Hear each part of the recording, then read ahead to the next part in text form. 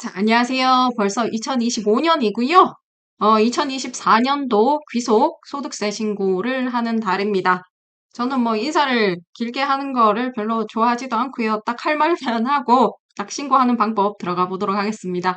할 말은 첫 번째, 동일한 질문이 많을 때는 제가 고정 댓글에 다 남겨둘 테니까 먼저 질문하기 전에 꼭 고정 댓글 한번 확인하시고요. 그리고 이 영상만으로 소득세를 초보가 신고할 수 있다. 그건 아니기 때문에 처음 하시는 분은 여러 영상을 봐야 돼요. 그리고 더군다나 올해는 홈택스가 리뉴얼 되면서 메뉴가 많이 바뀌었어요. 그러니까 기존에 하시던 분들도 헷갈릴 수가 있거든요. 관련해서 여러 영상을 이제 링크 주소를 고정 댓글에 다 남겨둘 테니까 그거를 먼저 한번 확인하고 질문을 주시기 바랍니다. 자, 5월이 되면 저희는 정말 정신없이 바쁘거든요. 그럼에도 불구하고 짬을 내가지고 그 질문에 대한 답변을 주려고 하면 여러분들이 생각하기에는 알고 있는 지식 그 몇 자 적는 게 그렇게 뭐 힘이 드냐 이렇게 생각할 수도 있겠지만 저희 입장에서는 그것도 저도 질문이 한 개, 두 개가 아니거든요. 지금 조금만 시간이 흐르면 하루에 막 2, 30개씩 달려요. 그리고 유튜브뿐만 아니라 블로그도 마찬가지거든요. 게다가 카톡에, 뭐 문자에 이런 것까지 합치면은 정신없거든요. 그 짬을 내가지고 답변을 해드리는 건데, 그러면 저도 사람인지라 구독자 먼저 답변을 먼저 드리려고 하지 않겠습니까? 그러면 홈택스 신고 바로 들어가 보도록 하겠습니다. 자, 홈택스 로그인을 하실 때 개인 인증서하고 사업용 인증서가 있는데 사업자 번호 있으신 분들은 사업용 인증서로 로그인 하시면 안 되고 개인용 인증서로 로그인 하셔야 됩니다. 개인용 인증서로 로그인 하시면 이 부분에 개인이라고 찍히고요. 사업용 인증서로 로그인을 하면 사업장 이름이 뜹니다. 자, 여기는 개인용 인증서로 로그인을 했기 때문에 개인으로 뜹니다. 자, 그리고 위에 세금 신고 이 메뉴를 클릭하시고 종합소득세 신고에 들어가면 여러 메뉴가 뜨는데 자, 신고하기 전에 꼭 확인해야 될 게 있어요. 여기 신고 도움 서비스라고 하는데 이거 먼저 꼭 확인하고 캡처 떠서 옆에 이렇게 딴 데 좀 붙여두세요. 아니면은 프린트 있으신 분들은 서면으로 프린트 하셔도 되고요. 이거 조금 이따가 계속 크로스 체크 할 거예요, 제가. 이거 정말 중요해요. 신고도움 서비스 들어가가지고 위에 보시면 종합소득세 성실신고를 도와드리는 종합소득세 신고도움 서비스입니다. 이렇게 나와 있고 귀속연도에 자, 2024년도를 넣고 조회를 하세요. 그러면 이번에 신고할 소득세에 대한 내용이 나오고요. 여기서 탭 세 번째에 신고 안내 자료라고 있습니다. 자, 여기가 제일 중요하고요. 위에 메뉴에 보시면 2024년 귀속 사업장별 수입 현황이라고, 수익 금액 현황이라고 나와 있는데, 수익 금액 합계에 보면 내가 사업장이, 지금 이 경우는 사업장이 하나예요. 이 사업장에서 번 돈, 그러니까 매출액이라고 생각을 하시면 되거든요. 이 금액이 어떻게 나냐? 부가세 신고 여러분들 1년에 2번 하시잖아요. 그 2번 부가세 신고한 것의 매출 금액의 합계입니다. 이번 연도에 소득세 신고할 금액이 2억 5,052만 8,412원이라고 보시면 돼요. 자, 그리고 밑에 부분도 중요한데, 이 영상은, 자, 사업소득 딱 한 개만 있다고 가정하고 지금 소득세 신고하는 방법을 설명을 하는 겁니다. 밑에 보시면 사업소득 외에 합산 대상 타소득 자료 유무라고 있습니다. 여기 지금 다 꽃표라고 되어 있는데 여기에 동그라미 하나만 있어도 이 영상 가지고는 신고 못합니다. 자, 근로가 있다 그러면 제가 조금 이 영상 올리고 좀 텀이 지나고 나서 사업 근로 합산 신고라고 올릴 거거든요. 그 영상을 보셔야 되고요. 뭐 다른 이자 배당은 거의 없어요, 여러분들. 자, 그리고 연금도 거의 합산되는 경우가 없는데 가끔 가다 기타가 있어요. 있을 수는 있는데 잘 없어요. 그래서 기타는 안 올릴 것 같고요, 영상을. 여튼 결론적으로 여기에 동그라미가 하나 쳐 있다, 어디에. 그러면은 이 영상 보시고 하면 안 돼요. 그 말은 지금 내가 사업소득도 있고 여기에 다른 소득성이 있으니까 그 두 개 합쳐서 같이 신고해라 이 말인데 지금 이 영상은 사업소득만 신고하는 거를 알려드린 영상이에요. 뒤로 넘어가셔서 보면 신고 시 공제사항 참고라고 있어요. 여기 보시면 이렇게 저렇게 적혔는데 요거 뒤로 가서 다시 한번 설명을 드리고, 자, 눈도장만 찍어 두세요. 자, 그리고 밑에 신고 시 가산세라고 나와 있는데 이 마찬가지예요. 요것도 눈도장만 찍어 두시고 뒤에 가면 제가 다시 설명을 드릴 거예요. 자, 이렇게 확인하고 나와가지고 다시 세금 신고 메뉴에 보면 종합소득세 신고에 맨 위에 첫 번째 메뉴 있죠? 종합소득세 신고. 여기를 클릭을 합니다. 자, 그러면 이렇게 팝업이 뜨죠? 땡땡님은 종합소득세 확정신고 대상으로 안내받았습니다. 종합소득세 신고하란 말이죠. 여기 뭐 어쩌고 저쩌고 있는데 뭐 다 상관이 없고요. 자, 얘 신고하기 클릭을 하겠습니다. 그리고 만약에 이 팝업이 안 뜬다 그러면은, 자, 일반 신고 밑에 화살표 있잖아요. 요거를 클릭해가지고 보면 밑에 정기 신고, 수정 신고 이렇게 나와 있는데, 여기에 일반 신고에 아래로 화살표 클릭해가지고 정기 신고로 들어가면 됩니다. 뒤로 가면 기본 정보라고 나옵니다. 여기서 주민등록번호 넣고 확인 누르시면 뒤에는 딱 알아서 다 뜨게 되고요. 여기서 뭐 전화번호 빠진 거 있으면 전화번호 정도 적어주시고, 그 다음에 거주 구분에 여러분들 다 한국인이면 거주자로 하시면 되고요. 그리고 장애인 여부. 이 장애인 여부는 장애인 등록증 있죠. 그 등록증이 있는지 없는지 그 여부입니다. 내가 아무리 장애를 입었다 하더라도 장애인 등록증 없으면 여기에 부고요. 자, 장애인 등록증 있으면 엽니다. 체크 다 하시고 작성 완료 클릭하시면 되고요. 자, 작성 완료 클릭하시면 종합소득 금액 입력 화면으로 이동하시겠습니까? 이렇게 팝업 뜨고 예라고 클릭하시면, 자, 나의 소득 종류 찾기라고 나옵니다. 여러분들은 맨 위에 부동산 임대사업 외의 사업소득과, 그리고 아래 보시면 사업소득 사업장 명세에 부동산 임대업 외의 사업소득, 그리고 본인이 가지고 있는 사업자 등록번호와 업종 코드, 그리고 수익 금액이 나타납니다. 이 수익 금액은 아까 신고도움 서비스에 봤던 그 수익 금액이죠. 2억 5천, 52만 8천 원. 여러분들 보통 사업장 하나 가지고 사업하시니까 위에 사업소득에 체크돼 있고 밑에 관련 사업장이 나타나고 그거를 체크해가지고 적용하게 하고 신고를 하면 되는데, 가끔 가다가 사업장은 하나인데 업종이 두 개인 경우 있거든요. 그러니까 사업장 하나에 도매 있고 소매 있고 온라인 판매 이런 경우가 있으면은, 자, 업종 코드가 각각 이렇게 나오게 되거든요. 위에 보시면 동일 사업장에 업종이 두 개 이상인 경우에는 수익 금액이 가장 큰 업종을 주 업종으로 선택하시기 바랍니다. 이렇게 나와 있어요.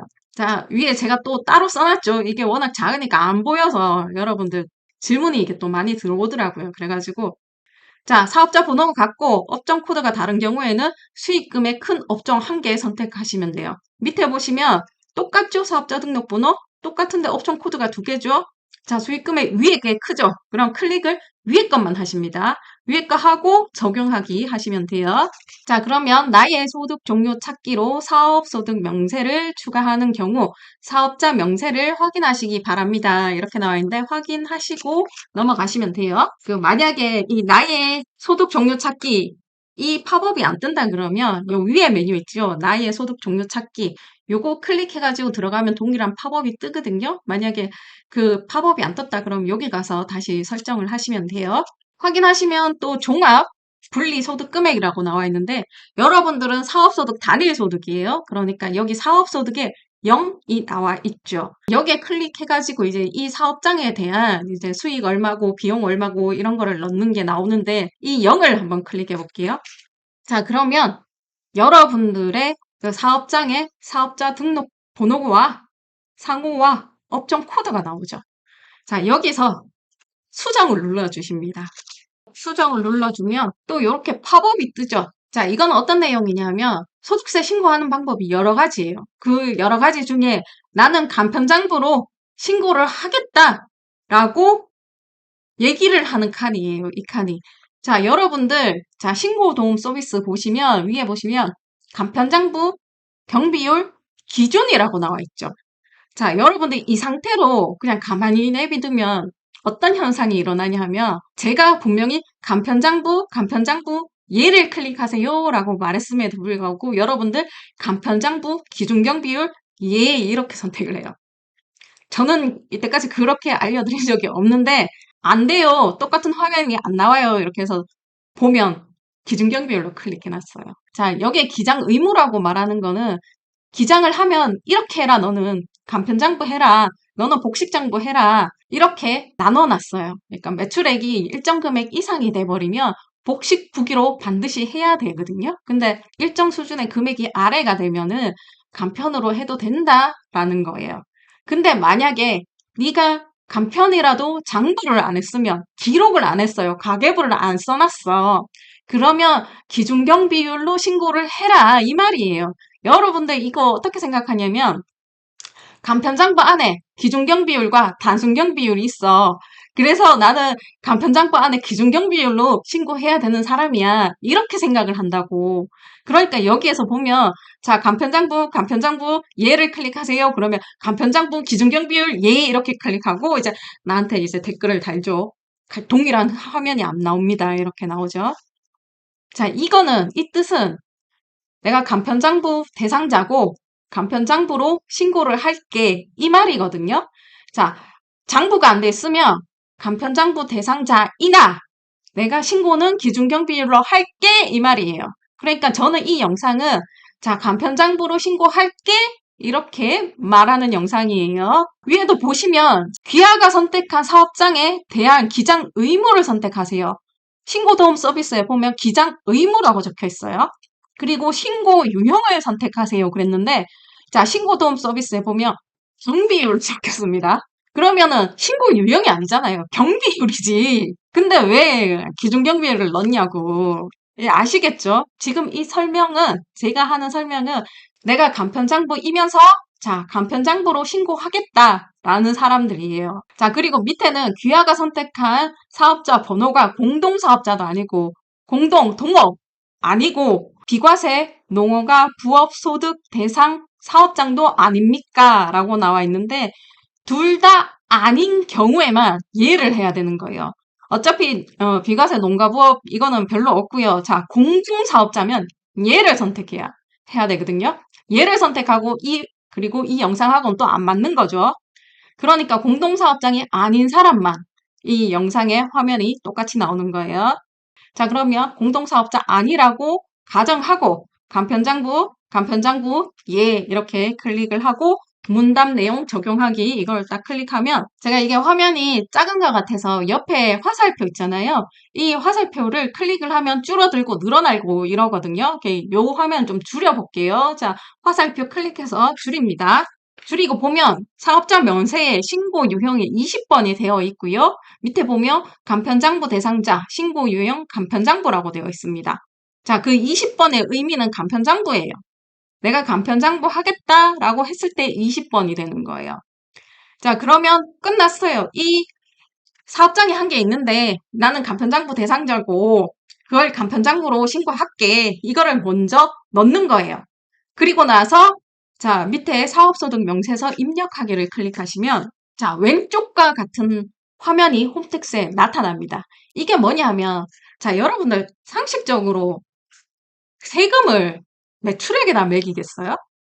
물론 그 기준경비율로나 단순경비율로 하면 거기 매출액에 어떤 퍼센테이지를 곱해가지고 하긴 하는데 자, 정상적으로 내가 장부를 했다 그러면 아니 매출액에 그 세율을 곱하겠어요? 아니면 매출액에서 필요경비 뺀 금액에 세율을 곱하겠어요? 후자죠. 필요경비 빼줘야 되잖아요. 그러면 내 매출액과 필요경비가 얼마인지는 최소한 알아야지 간편장부는 한다라는 얘기예요. 제가 이거 소득 34-1번에 영상을, 간편장부 만드는 영상을 세세하게 다 해놨어요. 1부는 자, 그냥 다 프리로 공개하는데 2부는 멤버십이거든요. 1부 보시고 할만하다 싶으면 2부 결제해서 보시면 돼요. 그리고 그게 있어야지 이제 소득세 신고를 하는 거예요. 그리고 이 화면은 여기 이 사업장에서 발생한 총 매출액과 수익 금액 비슷한 금액이거든요. 여러분들은 그냥 비슷하다라고 생각하면 되고 그 수익 금액, 매출액과 그럼 필요 경비 있어야 되잖아요. 쓴 금액. 그걸 좀 넣어달라 하는 화면이 이 화면이에요. 자, 보시면 위에 매출액 있죠? 그리고 매출 원가 있습니다. 매출 원가, 다른 말로 그냥 비용이에요, 비용. 그리고 장부 이거 작성하면 알아서 매출 원가에 다 들어가 있을 거예요, 여러분들. 뭐 없으면 없는 거예요.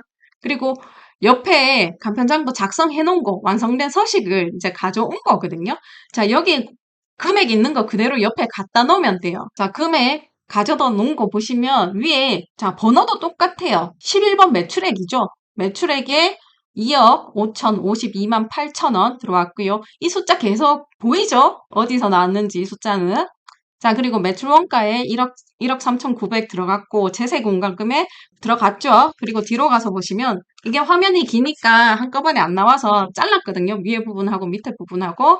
그리고 필요경비 부분 보시면 제세 공과금에 50만 57원이 있고, 이렇게 하나하나 찍어 넣으면 되거든요. 자, 컨트롤 C 해서 컨트롤 V 그대로 복사해서 붙여 넣으면 들어가요. 자, 여러분들 만약에 기부금이 있다 그러면 매출액에서 비용 뺀 금액에, 여기 비용은 기부금 넣기 전에 비용을 말하는 거예요. 비용 뺀 금액에 자, 10%만 넣으세요. 기부금은 10%만 넣고 그 다음에 기부금 명세서에 딱 기부금 명세서만 딱 입력을 하세요. 자, 그리고 나서 필요 경비 합계를 보세요. 왼쪽에.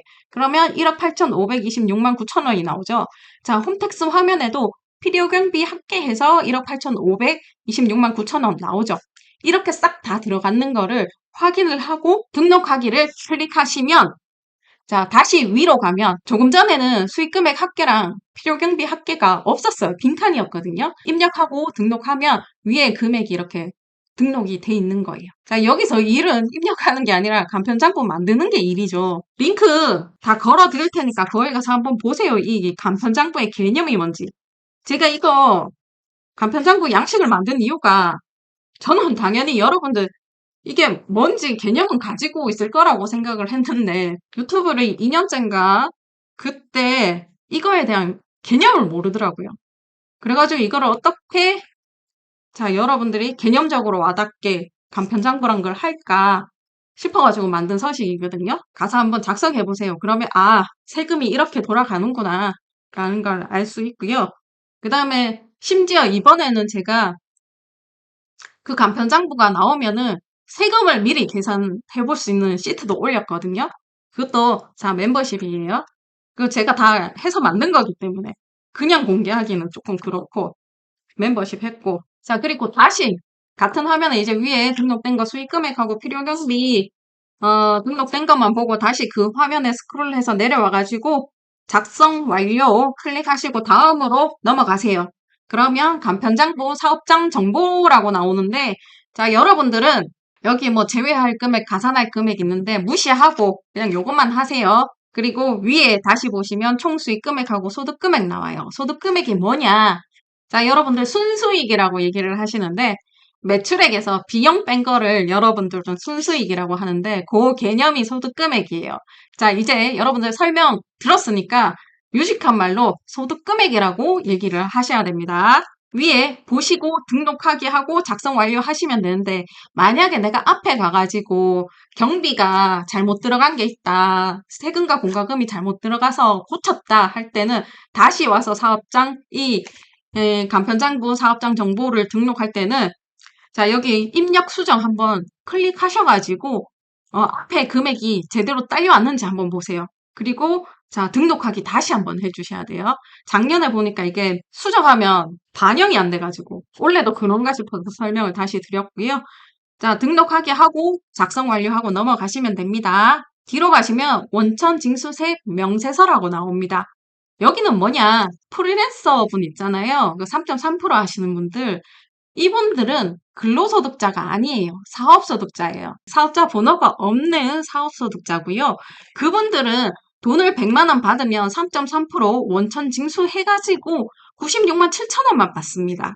그럼 그 3.3%가 뭐냐 하면은 이 원천 징수 세액이에요. 미리 낸 거 있냐? 미리 낸 거 있으면 여기 입력을 해라. 이 화면이거든요. 위에 보시면 사업소득 원천징수액 가져오기, 여기를 클릭하시면 이렇게 나타나시는 분 있고 안 나타나시는 분들이 있는데, 그 신고도움 서비스에 나와 있어요. 이것도 한 장 넘어가서 다시 설명을 드릴 건데, 이게 중요한 게 있어요.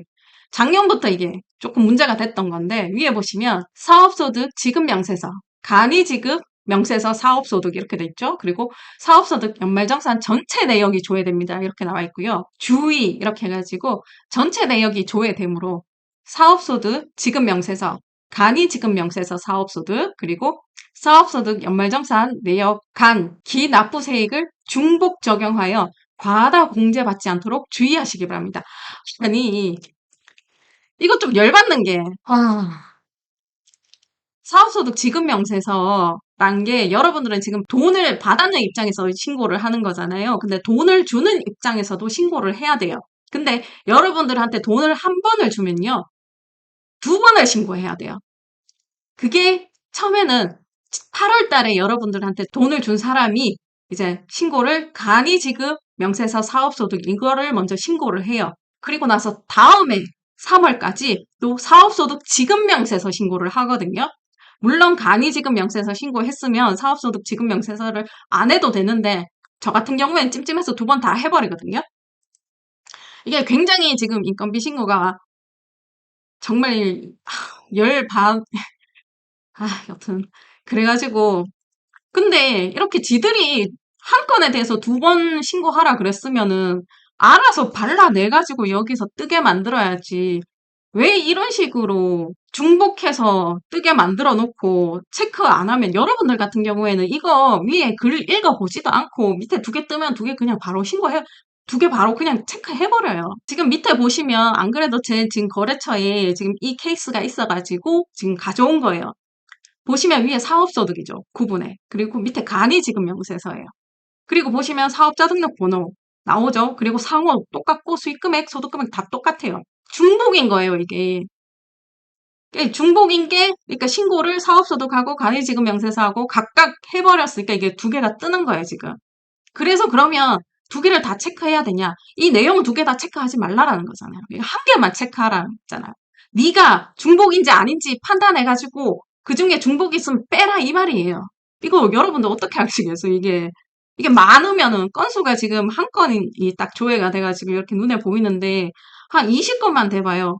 내가 받은 소득 금액이 20개고 거기에 뻥튀기는 다 각각 전부 두 번씩 신고했다 그래봐요. 그럼 40개죠. 40개를 다 발라야 되는 거예요. 말이 되는 소리를 해야지. 근데 여러분들은 지금, 대부분 여러분들은 지금 3.3% 프리랜서가 아니고 사업자 번호가 있는 사업소득자이기 때문에 이거 내용이 거의 없을 거예요. 아예 없을 거예요. 사업소득 원천징수 혜택은 없을 거예요. 가끔 가다가 그 사업자가 있는, 그 사업장 있는 그 사업소득 하시는 분들이 이렇게 보험이나 다단계 이런 거 있잖아요. 거기서 이제 뭐 조금 이제 사업소득 처리된 금액이 있어요.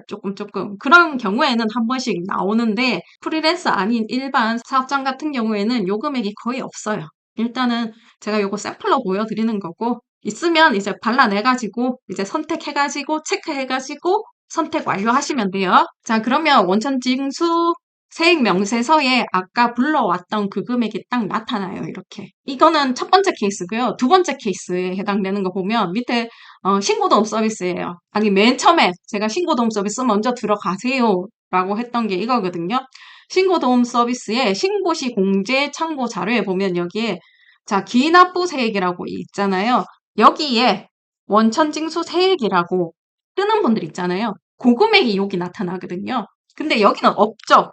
여러분들 대부분 여기 없을 거예요. 없으면 여기도 안 떠요. 안 뜨면 그냥 확인만 하시고 닫기 누르시면 돼요, 그냥. 여기는 없는 거예요. 여기 신고도움 서비스 없잖아요. 없어요. 자, 그리고 원천징수 명세서에도 그냥 0이겠죠. 없죠.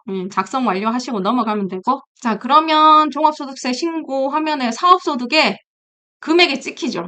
이 금액이 뭐냐 하면 아까 제가 얘기 드렸던 소득금액. 여러분들이 말한 순수익.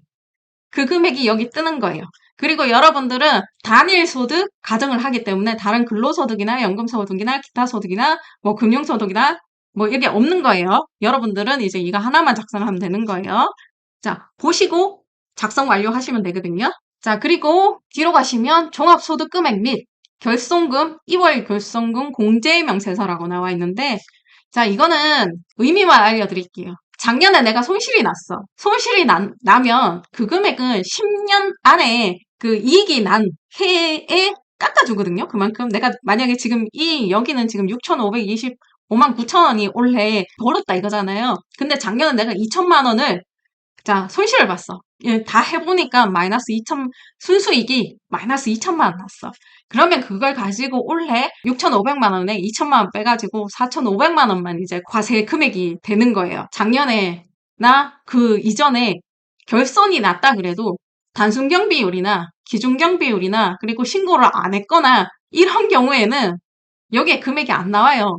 왜냐하면 이거는 신고 기준으로 얘기를 하는 거기 때문에 내가 비록 실제로 손실이 났다 그래도 신고를 내가 손실이 아닌 것 같이 신고를 했으면은 여기 안 뜨는 거예요. 자, 거의 없다라고 판단을 하고, 그리고 밑에 보시면 2월 결손금 명세서라고 있는데, 여기에 전년도 2월 결손금 내역 불러오기 이거를 클릭하시면, 자, 내용을 조정할 수 있는데, 자, 요거는 어렵지 않거든요. 그리고 해당 사항 된 사람이 별로 없기 때문에, 내가 해당 사항이 있다 그러면 위에 동영상 있죠.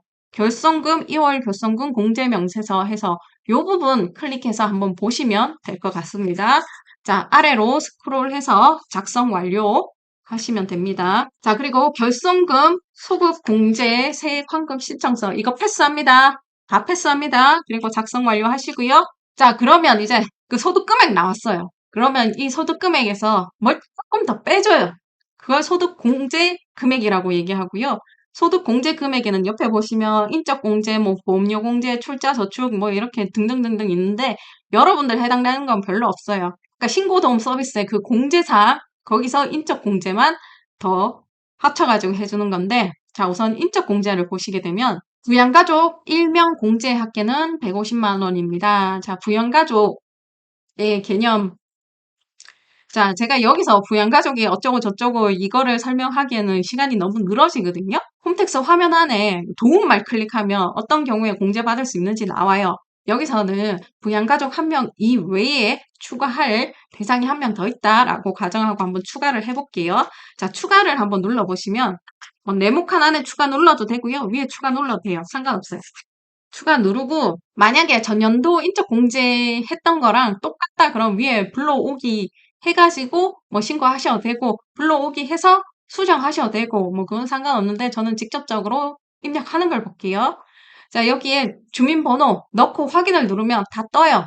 그리고 밑에 기본 공제에 해당인지 해당되지 않는지 체크를 하시고 나와의 관계 선택하시고 그 다음에 인적 공제 항목을 선택해 주시면 되는데 자, 여기 기본 공제의 의미가 뭘까요?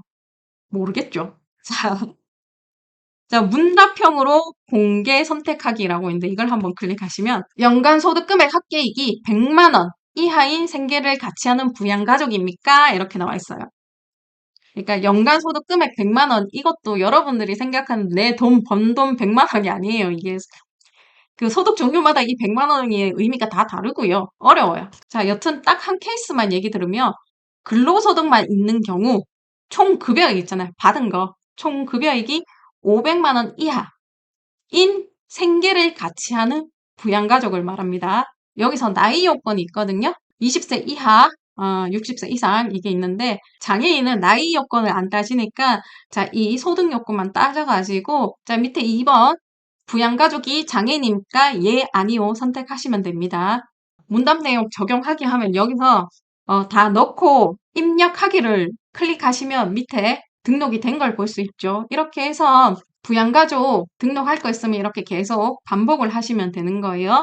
그리고 다 됐으면 입력 완료하시면 됩니다.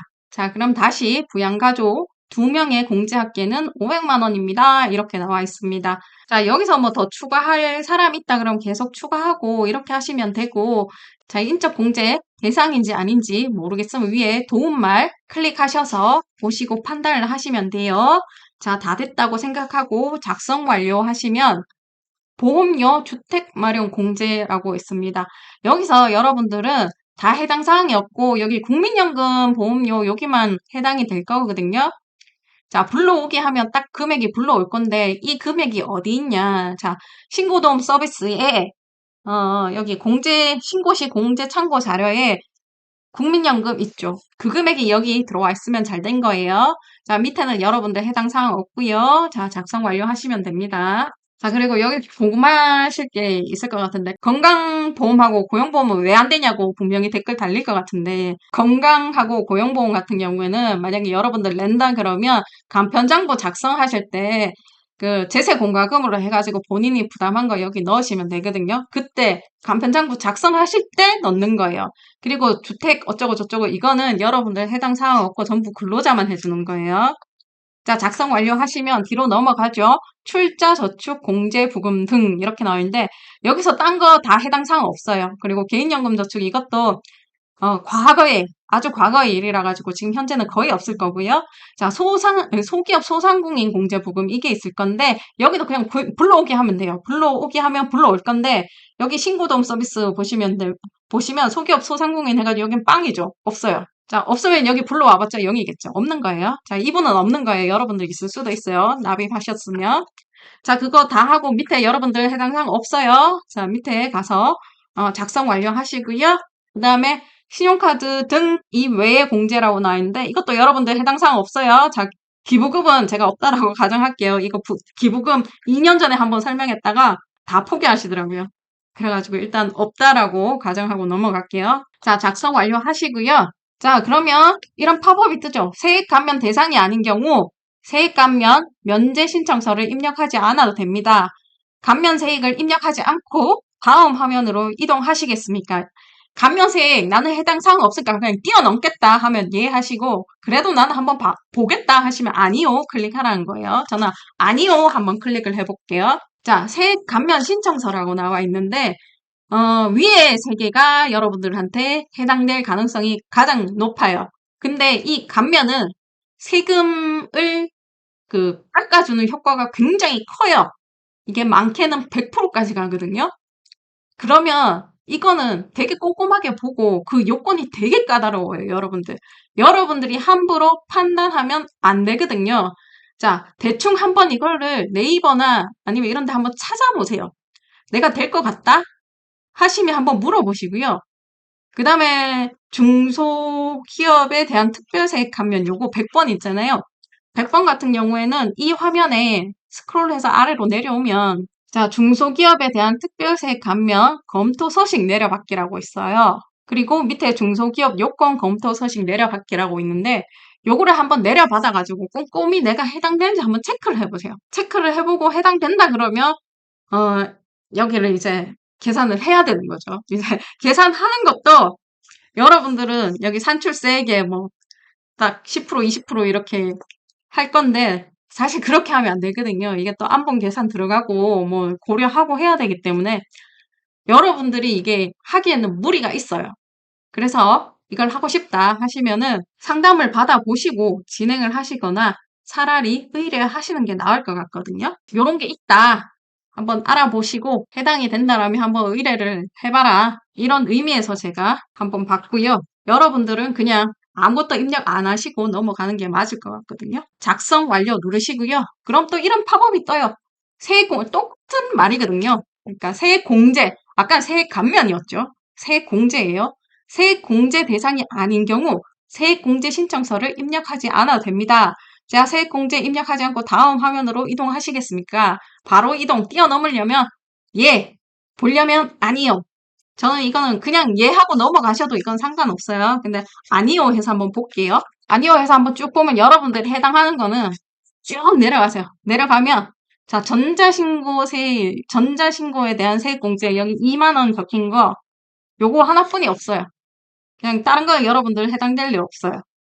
그러니까 이 2만 원을 보려고 지금 클릭한 거고요. 작성 완료 하시면 뒤로 넘어가서 세액 감면 면제 명세서라고 있는데 여러분들 해당 사항 없어요. 다 해당 사항 없으니까 그냥 넘어가면 돼요. 작성 완료 누르시면 되고 뒤로 넘어가시면 혼인세액, 자녀세액이라고 되어 있어요. 이거는 해당되는 사람만 이렇게 체크를 하시면 되는데 혼인세액 공제 제도가 이제 2024년도에 신설이 됐죠. 자, 당해 원래 2024년 귀속이니까 2024년도에 결혼한 사람만 각각 부부잖아요. 그러니까 각각 50만 원씩 이렇게 해준다라는 거고 있으면 넣으면 돼요 금액. 그리고 자녀세액 기본 공제라고 되어 있는데 옆에 이렇게 도움말 있잖아요. 이 자녀세액 기본 공제 몰라. 그럼 이게 뭔지부터 알아야 돼요, 여러분들. 야, 아무 데나 자기가 이게 맞다라고 생각해가지고 넣으면 틀리거든요? 자기가 이게 이 뜻이겠다 생각해가지고 넣는 사람 이 80%예요. 근데 법이란 거는 딱 요건이 있고 정의가 있어요. 그래서 도움말 한번 보고 설명을 꼼꼼하게 훑어보고 내가 여기에 해당되겠다, 안 되겠다 판단을 하는 거예요. 자, 혼인세액 공제 같은 경우에도 도움말을 딱 클릭하면 옆에 왼쪽 하단에 보시면 나와요. 보이죠? 적용 대상, 혼인신고를 한 거주자.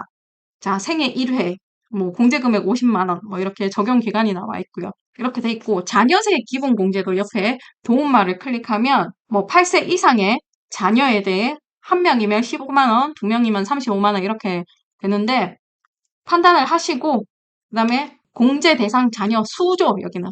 수를 집어넣는 거예요. 한 명, 두 명.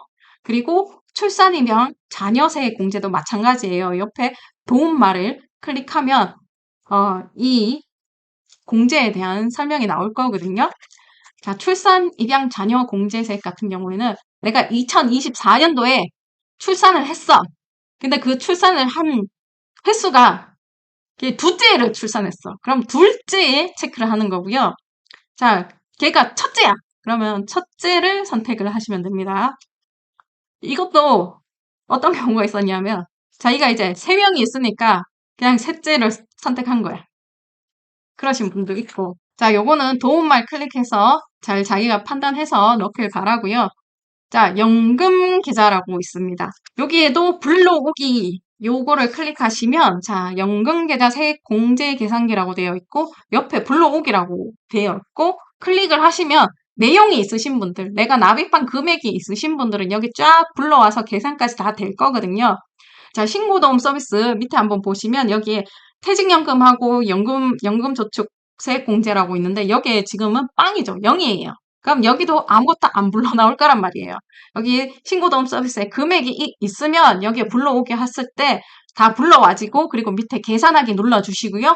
적용하기 눌러주시면 앞에 다시 그 화면에 적용되어 나올 거거든요. 근데 여기는 없으니까 안 나온 거예요. 적용하게 해서 다시 혼인세액, 자녀세액 공제 여기에 화면으로 나오면 자 여기는 대상이 하나도 없어지고 하나도 없는데 자 세액공제 만약에 결혼을 했으면 50만 원 떠 있을 거고요. 공제 자녀수가 한 명 있으면 한 명으로 체크됐을 거고 출산 입양이 있으면 여기 뭐 첫째든 둘째든 체크가 돼 있겠죠. 연금 계좌에 내가 납입한 금액이 있다 그러면 다 계산해가지고 공제 금액이 자 계산이 되어 나왔을 겁니다.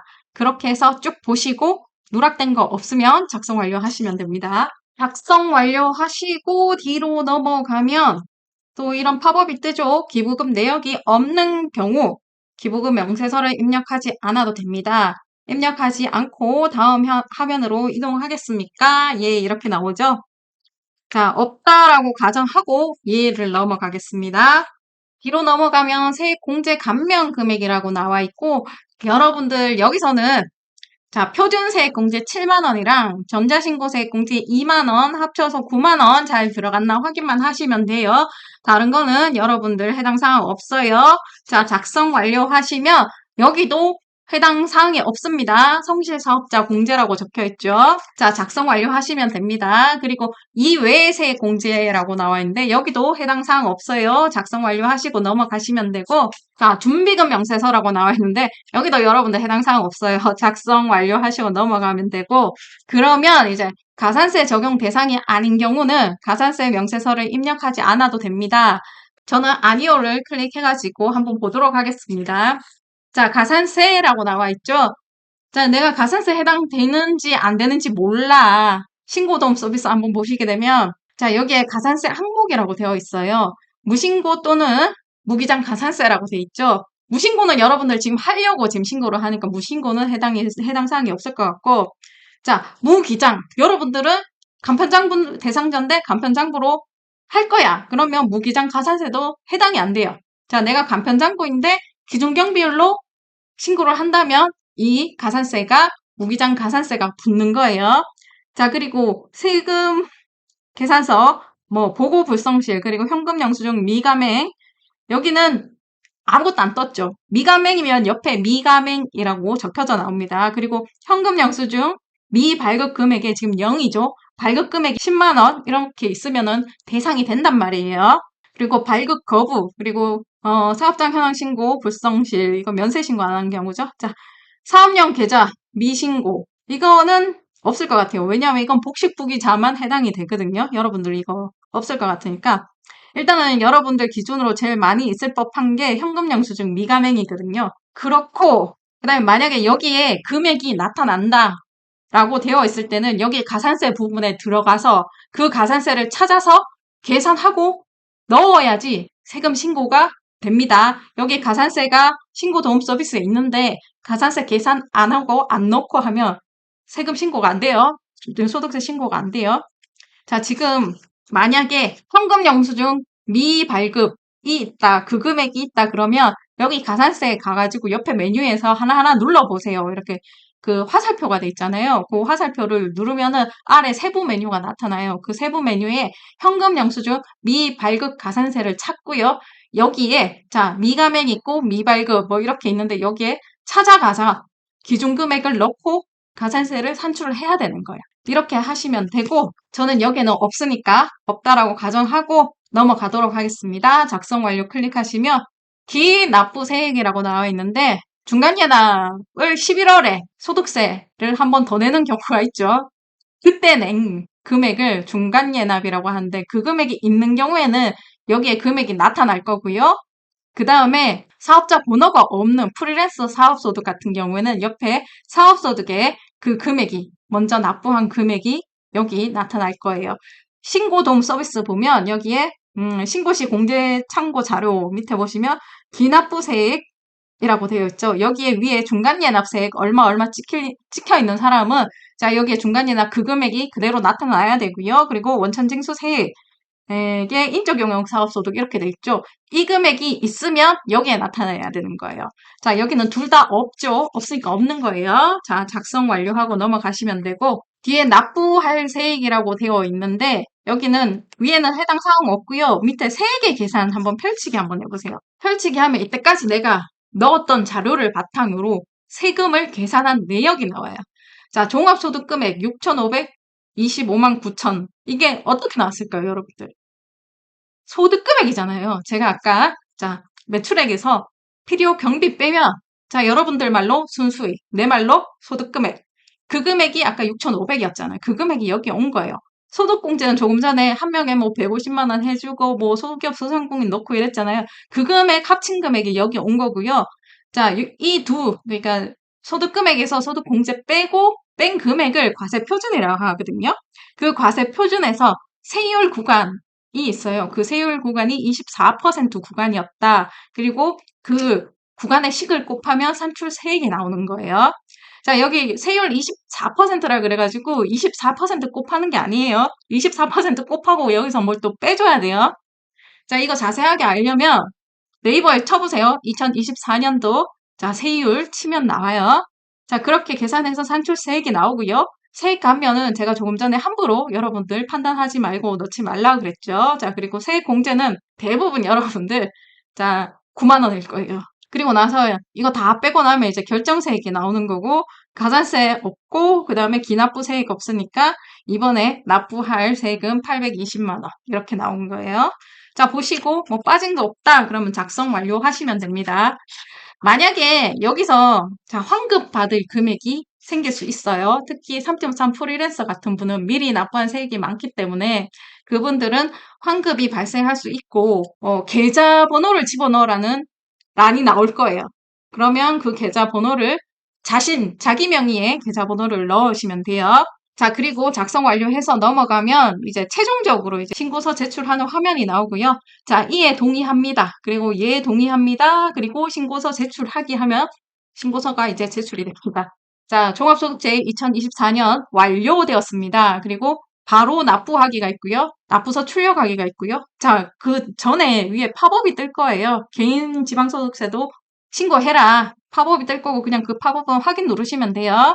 자, 그리고 밑에 신고자 본인 직접 확인하였습니다. 체크하시고 신고 내역 확인하기를 클릭하시면 자, 이렇게 신고 내역 조회라고 나오는데 여기서 조회를 누르시면 방금 신고했던 자, 신고 내역이 아래에 나타나게 됩니다. 여기서 접수번호 있죠? 접수번호 이거 딱 클릭하면 신고서라고 해가지고 내가 이때까지 집어넣었던 내용이 다 나오거든요. 그거 한번 쭉 보시고 보관을 하시고요. 자, 접수증 나오거든요. 잘 접수가 되었다라는 접수증이고요. 납부서, 그러니까 납부서라고 있죠. 그거 보고 이제 납부하는 그거고요. 지방소득세를 이제 다시 한번 신고를 해줘야 되니까 신고서 이동 이걸 클릭하시면 지방세 신고는 신고해도 여기 빨간색으로 나와요. 자, 일단 신고 이동 클릭해가지고 이제 넘어가요. 이제 홈택스에서 위택스로 넘어가거든요. 그리고 주민번호 뒷자리 입력하라고 나오죠. 그 입력하고 이런 팝업이 뜨는데 어쩌고 저쩌고 있는데 확인 누르시면 됩니다. 그거 쭉 보시면 신고인 내 거 잘 들어갔는지 쭉 보고 보통 신고인과 납세자는 같죠? 그냥 쭉 보시면 돼요. 그리고 다음 누르시면 되고 기본적으로 지방세 신고는 방금 신고한 국세 신고를 바탕으로 다 가지고 와요, 내용을. 그렇기 때문에 딱히 할 거는 없고 그냥 내용만 확인하면 돼요. 위에 보시면 정기 신고. 자, 5월달 안에 신고했으니까 정기 신고인 거예요. 미성년도 2024년도 뭐 다 있고 신고 유형의 간편장부 대상자, 그리고 납세 구분의 개인, 그리고 뭐 쭉쭉쭉쭉 보고 그냥 한번 틀린 거 없나 보시고 다음 누르시면 돼요. 그리고 신고 기본 정보에 쭉 있는데 이거는 아까 그 국세 신고한 바탕으로 해가지고 다 가져와요. 중간연합세액이 없었기 때문에 그 아까 납부세액이 10%라고 생각을 하시면 되고 중간연합이 있는 경우 그 중간연합 하기 전에 금액의 10%라고 생각을 하시면 돼요. 그러니까 중간연합이 있다. 그러면 내가 이번에 납부해야 될 국세의 10%보다 훨씬 더 많게 되는 거죠. 자, 쭉 보시고 다음 클릭하시면 이제 기본적인 거 쭉 나오고 밑에 내려가시면 이제 쭉 확인만 하시면 돼요. 밑에는 다 됐고 네, 제출하기 누르시면 됩니다. 자, 환급이 발생하는 경우는 환급 신청 계좌에 본인 명의의 계좌 넣으시고 밑에 동의합니다. 동의하시고 제출하시면 됩니다.